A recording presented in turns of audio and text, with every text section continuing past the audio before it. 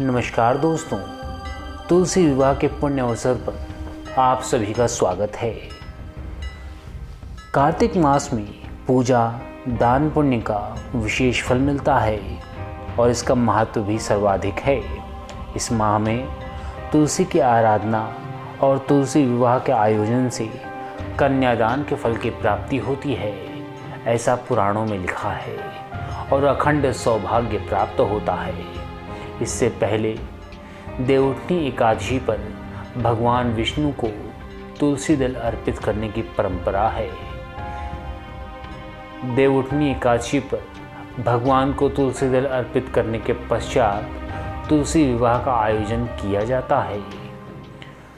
देवउठनी एकादशी के दिन तुलसी विवाह का विशेष महत्व बताया गया है। तुलसी विवाह कार्तिक माह के शुक्ल पक्ष में एकादशी के दिन किया जाता है। माना जाता है कि इस दिन भगवान विष्णु 4 माह की लंबी निद्रा के बाद जागते हैं और इसके साथ ही सारे शुभ मुहूर्त खुल जाते हैं। इसी दिन भगवान विष्णु के स्वरूप भगवान श्री शालिग्राम का विवाह श्री तुलसी जी से कराया जाता है। आइए जानते हैं तुलसी विवाह से जुड़े कुछ महत्वपूर्ण नियम।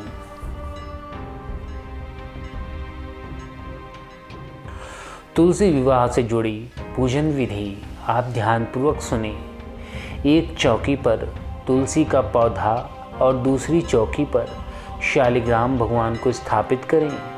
इनके बगल में एक जल से भरा हुआ कलश को रखें और इसके ऊपर आम के पत्ते रखें। तुलसी के गमले में गेरू लगाएं और घी का दीपक जलाएं। तुलसी और शालिग्राम पर गंगा जल का छिड़काव करें और रोली चंदन का टीका लगाएं। तत्पश्चात तुलसी के गमले में ही गन्ने से मंडप बनाएं।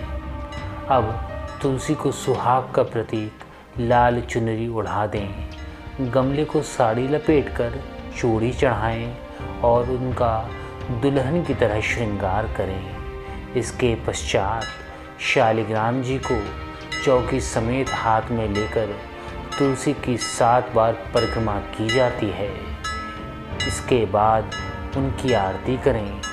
तुलसी विवाह संपन्न होने के बाद सभी लोगों को प्रसाद बांटना चाहिए।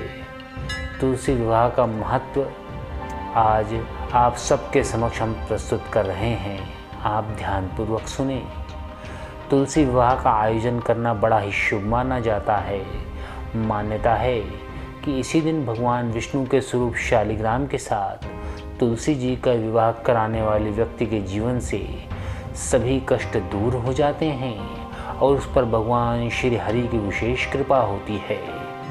तुलसी विवाह को कन्यादान जितना पुण्य कार्य माना जाता है।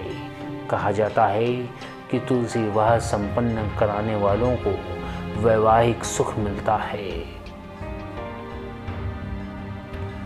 अतः हम सभी को पूर्ण श्रद्धा भाव के साथ भगवान शालिग्राम और तुलसी जी का विवाह संपन्न कराना चाहिए, जिससे हम सबका उद्धार तो होगा ही, साथ ही साथ हमारे कुलों का भी उद्धार हो जाता है।